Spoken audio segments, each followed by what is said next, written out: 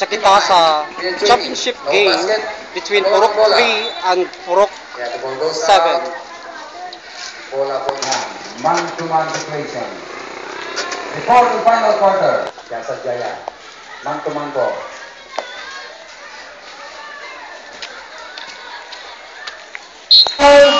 Committed by Dinamay. Dinamay, the 15-foot line. Unang tira, wala. Bonus. Second try, no basket.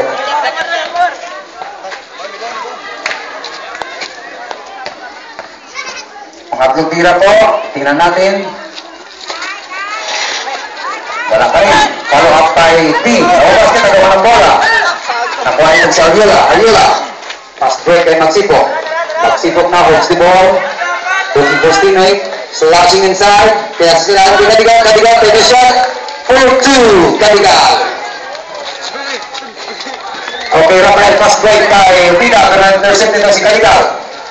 Binigay kay Magsipok. Magsipok now. Dribbling the ball. Being guarded by Pida. He's trying to get away from Pida. Now, looking for his teammate. Magsipok. Slashing. Pinasa sa lahat ni Kadigal. Follow up. Yes! 2 points. Pida slashing. No basket. There's a foul. Foul committed by Pida. Pabigay kay D. D slashing. There's a foul. Foul. So, let's watch para sa free throws itong si D.